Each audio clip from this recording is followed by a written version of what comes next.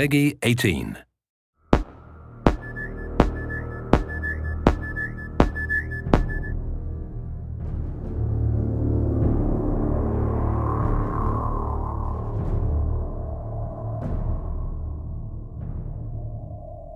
One of the exciting things about creating Aliens Colonial Marines is that it's not based on a movie, it's a sequel to a movie, a series of movies.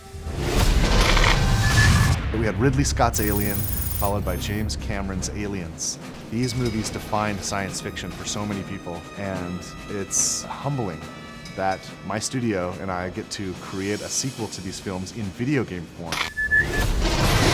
Aliens Colonial Marines is immersive. It's fast, scary, frightening, badass, dark. How many fingers am I holding up? He's fine. we tried to take that idea of a really interesting cast of characters and reinvent it a little bit with Colonial Marines. We're spending a lot of time on the authenticity, the feel of all the weapons, the presentation of the story. We're doing some kind of interesting things with the way that we're presenting objectives and how you make your way through the world. You know, we put a lot of effort into being extremely authentic to the films. We're trying to be very much within canon, and we know that a lot of the hardcore fans take this very seriously. In the past, we've gotten some feedback on screenshots or on some of the videos released, and we take that stuff very, very seriously. We've made changes to the game to make sure that this is what the fans really, really want, and it actually hits the expectations that everyone has.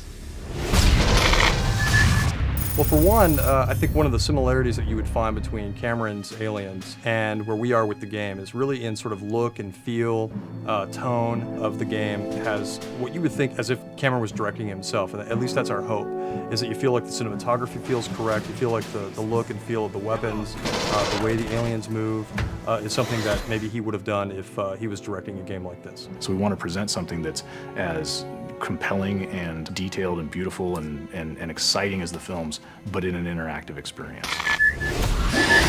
So I feel really fortunate to have had the chance to have met with Ridley Scott.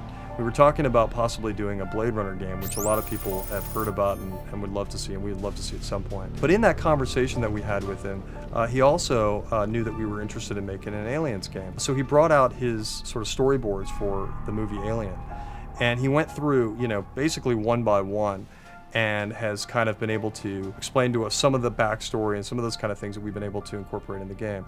And it was just an invaluable experience to be able to meet him and kind of get a perspective on what it is to have, what he originally meant to do with some of the aliens and that kind of thing. So that was really exciting. The environments in the game are obviously based on the ones in the movie.